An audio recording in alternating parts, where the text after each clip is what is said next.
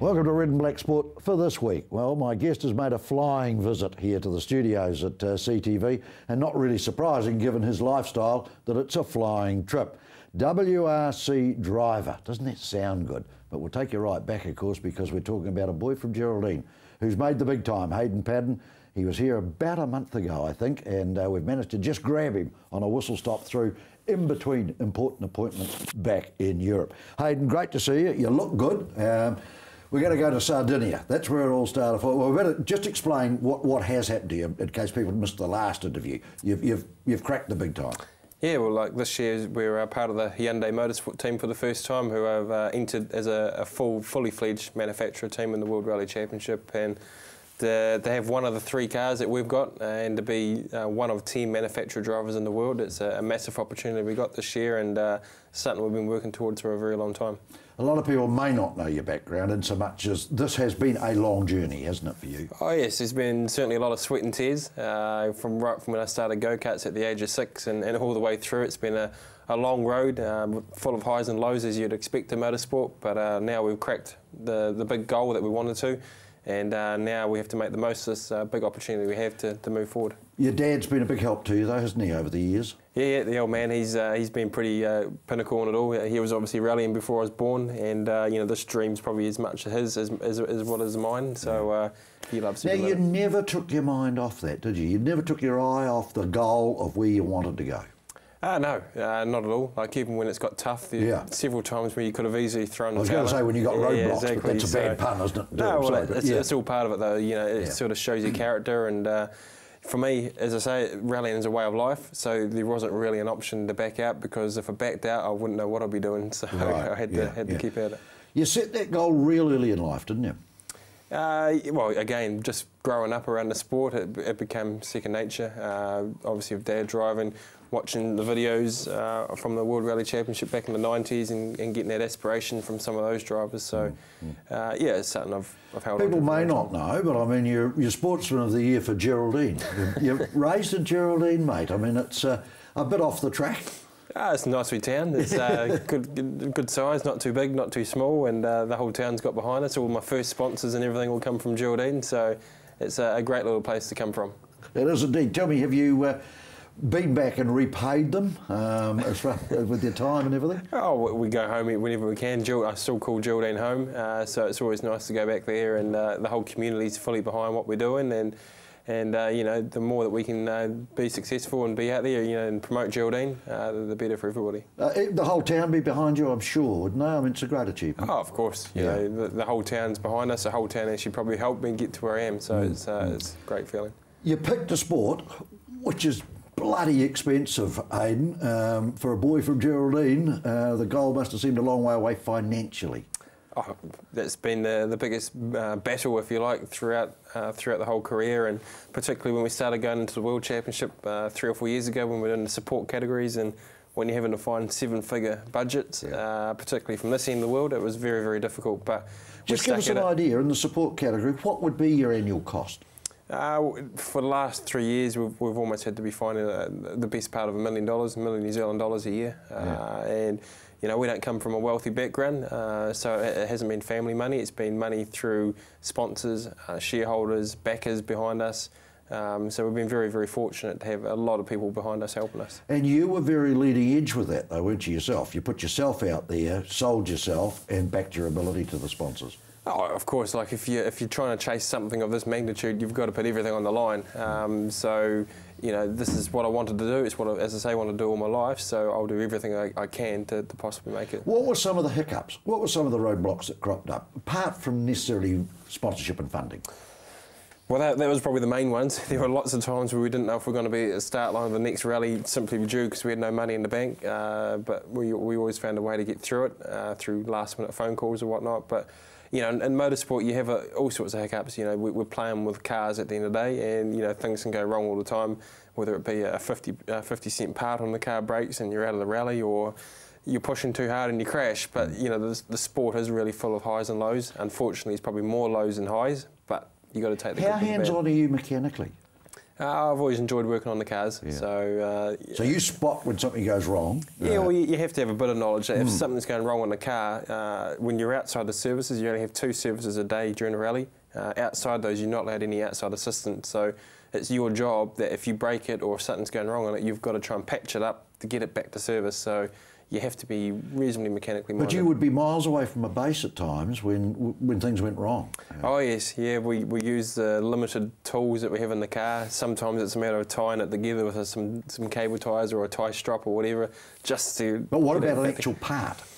We carry some small amount of parts in the car, suspension arms, some smaller items that don't weigh too much, Right. but the bigger items, if you break them out on the stages, then sometimes it's an early shower. So how does the car get round? I haven't quite worked that out yet. I mean, you're racing all over the place in the support side of it. Is there a car there for you, is there?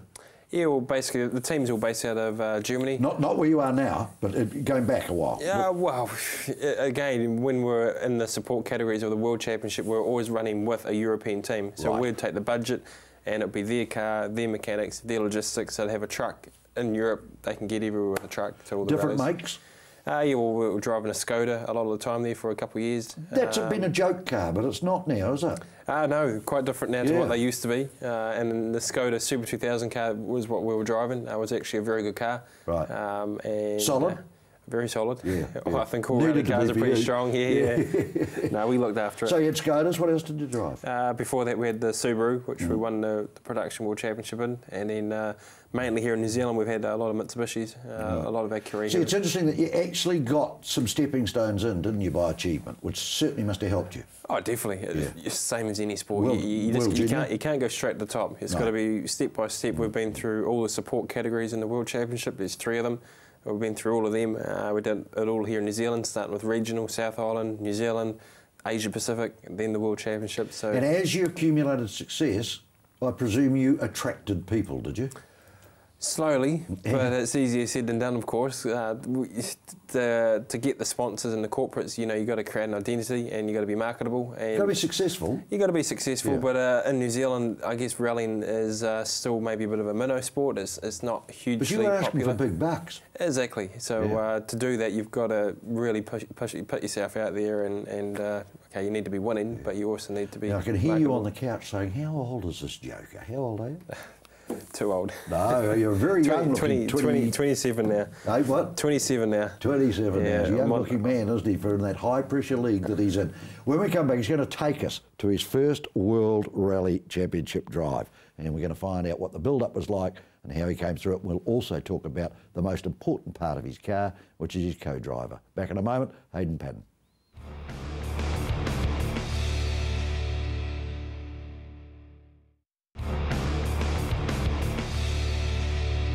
Welcome back. My guest is Hayden Paddon. He's a World Rally driver right now. He's in the big league. But it might surprise you, it is very much a team sport.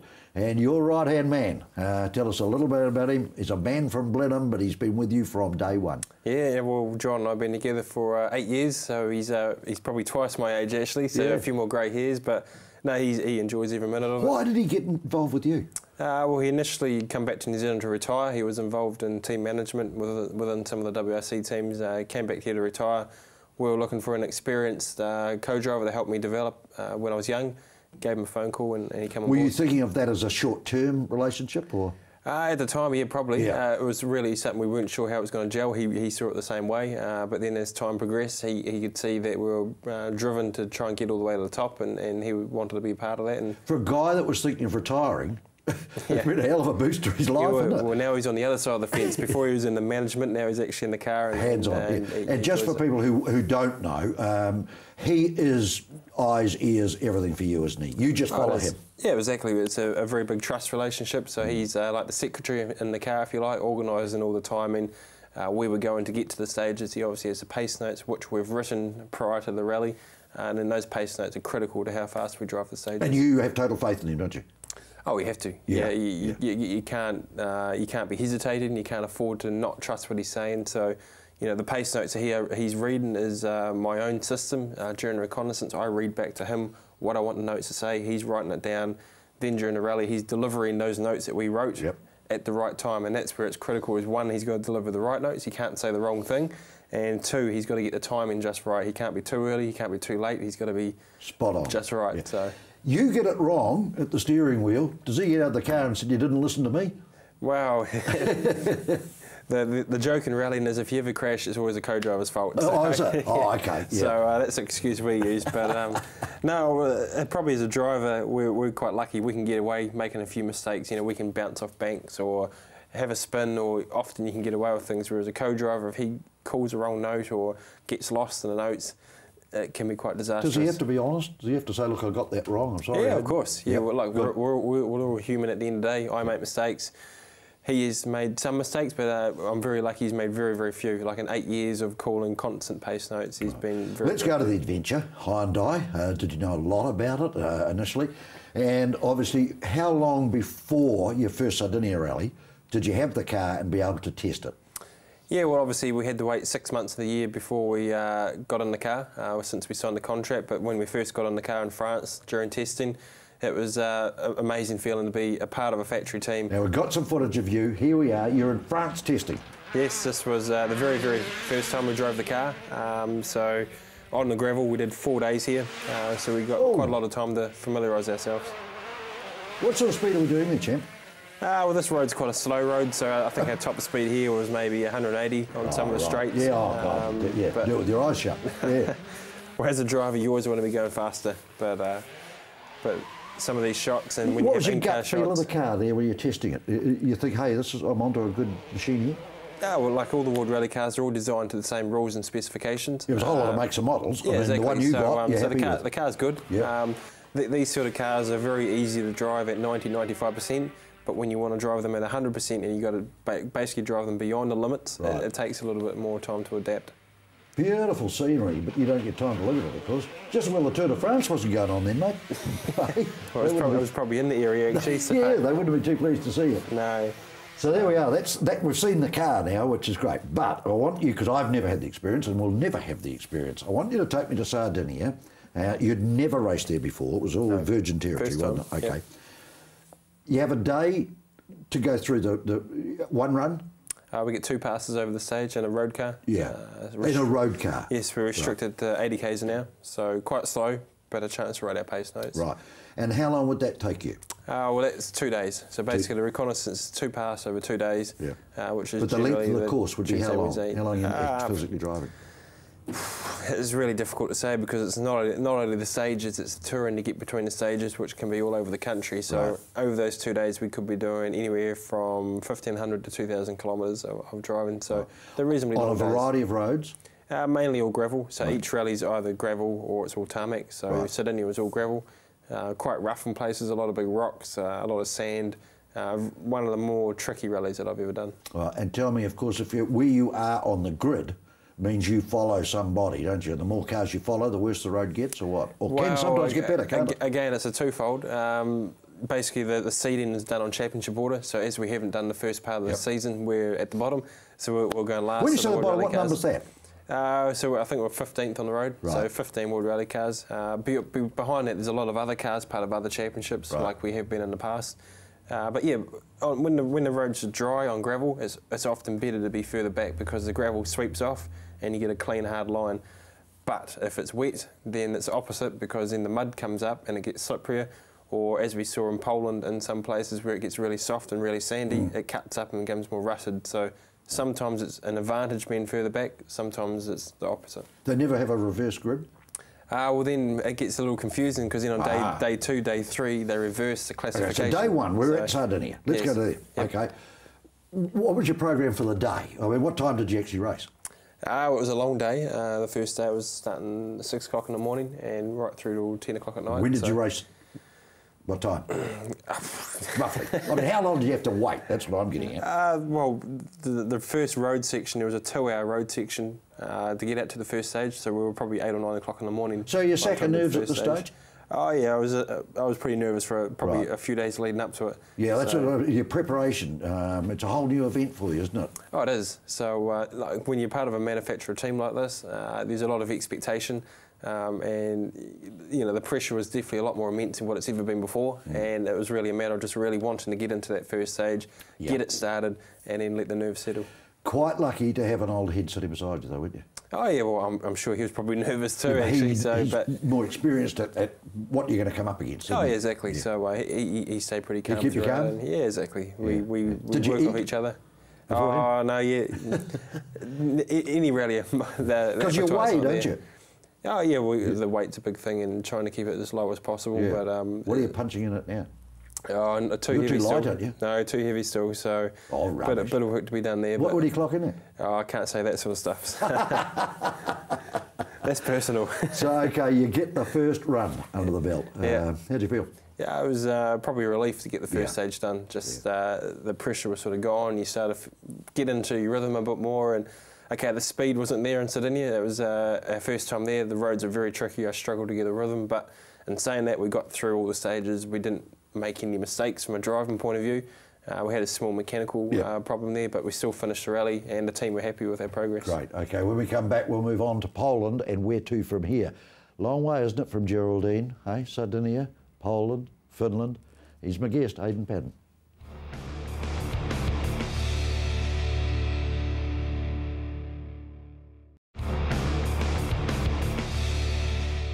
Welcome back for the last time. We're in Sardinia, Hayden Paddon and myself, and he's got day one out of the road.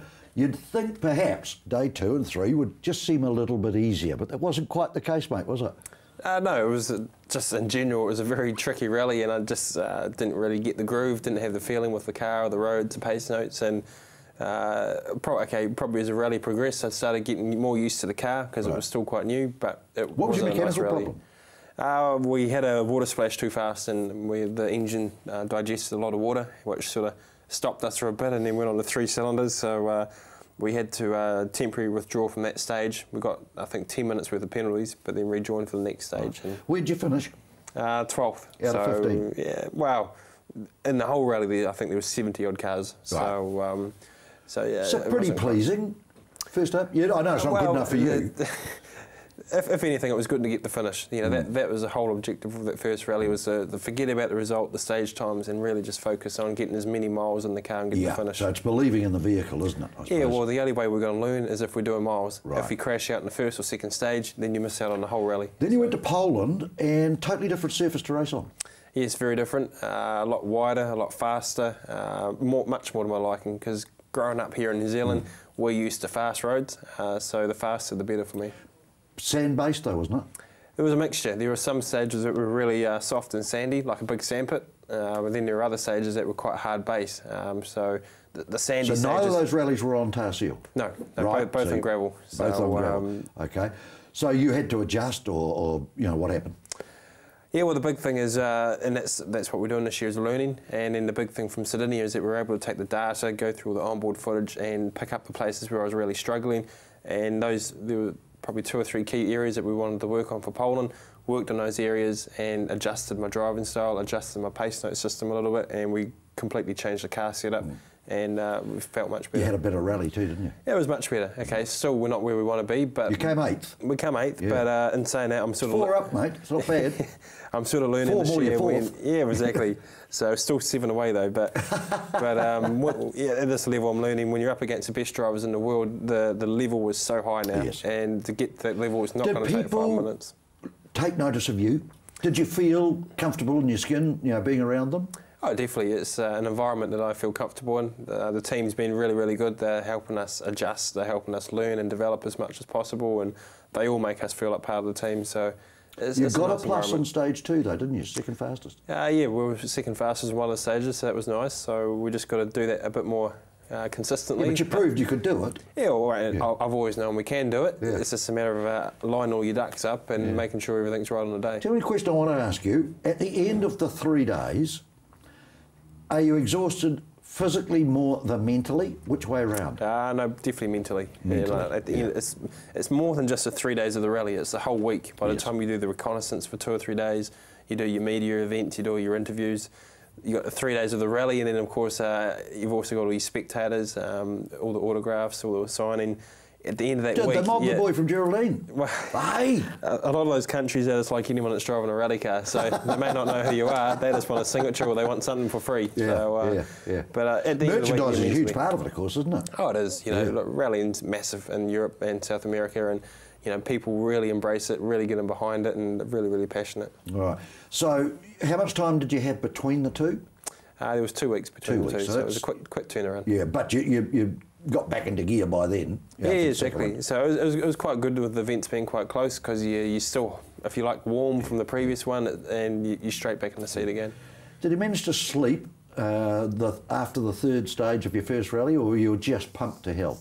Oh no! At the end of each day of the rally, you're pretty puffed. Yeah. Like you spend. But you'd be on an adrenaline run, wouldn't you? Yeah. By the end of the day, the adrenaline sort of phased out a little bit. Like by the time we get back to the hotel, it's normally been an 18, 19-hour day. You normally get about 4 hours sleep between each day of a rally, so you normally get to sleep pretty easily. All that is paid for by Hyundai, is it now? Yeah, well, it's an opportunity that's being provided by Hyundai Motorsports. So you're not having to reach into the bank account? No, this is the first year where it's a lot easier for us. Yeah. Okay, we still have some small financial commitments, but nowhere near to the levels that we've had previously. Are you well looked after? Oh, they're very good. Not financially, I'm not interested in that, but just as far as facilities and... No, well, like, that's what I say. In the team, the resources that this team have got, they are the best team in the World Championship at the moment, and even though this is their first year, they've come in with all, you know, they come in blazing, and they're putting a lot of money, a lot of resources, How are the other two a lot drivers of people. going? Yeah, good. They've had 2 podiums, the team. Terry Neville's the lead driver in the team, who was second in the World Championship last year. And ultimately, he's our benchmark this year. He's who we're trying to compare ourselves to. So. Do you chat? Yeah, we're all part of the same team. Yeah. We're all trying to help each other. We're all trying to develop the car. Oh, of course, you have to go on like a sponge. Opportunity, isn't it? There's so much information and experience within all the drivers and the people that you're stupid if you don't go in there and actually try and learn from it. Accommodation-wise and everything, it's well looked after? Yeah. You stay well, you eat well, like you would normally. So huge monkey off your back though, isn't it? Oh, it is. Yeah, it's, this year we really just have to focus on the driving. And it's now, the your first girl time Friday, Katie, she's a big part of your life, isn't she, mate? She I is, know the definitely. co-driver's the most important thing, but yeah, she's a big part. She does a lot of the administration side of it and all that to carry on. Oh, of course. She travels with you, obviously. Yeah, well, she does all the marketing and the PR stuff for us, so that's a big part for us, actually, is keeping everyone up to date with what we're doing, particularly when we're on the other side of the world. Yep. And because you've got to keep the machine running, don't you? The Hayden Paddon story's got to keep running. And not only that, we also have our local partners, our local sponsors here in New Zealand. So, you know, it's looking after them, it's giving them a bang for buck and making everyone feel part of the journey. Next week, Finland. What are you going to find? Lots of jumps, lots of fast roads. Right. Probably one of the favourite. Yes, gravel again. When do you hit Tar Seal? We do a couple of tarmac rallies later in the year, so through October. Through Spain and France. Oh, right. So, okay, we're off to Finland. Yes. 12, 8, next goal? Don't say 1, because that's just ridiculous. It's our goals this year are actually dictated on how close we are to our lead driver. So in Poland, we were 0.5 seconds per kilometre behind Terry Neville. Now we want to reduce that to 0.4. It doesn't sound like much, but it is a big gap in the rally. Distance-wise it would be too, wouldn't it? Well, Cover a lot of ground. Yeah, exactly. So we just need to keep pushing. That's our goal for Finland. Right. So you'll do your stage testings and all that nonsense and then straight into it. Straight into rally. So. Well, on behalf of everybody, I mean, it's a boy's own annual story, isn't it, really? A boy from Geraldine, done it on the bones of his backside, and now he's cracked the big time. We wish you all the very best of luck. When are you back in New Zealand? Back just before Rally Australia in September, so back for another week or two. And can we leg rope you? We'll come knocking on the door. Good boy, okay. Yeah. Real joy, isn't it, to a young New Zealander coming good in a hugely competitive market, hugely expensive market, but I think this guy has the potential to crack the big time. Hope you've enjoyed it. Give you another Red and Black Sport next week. Thank you.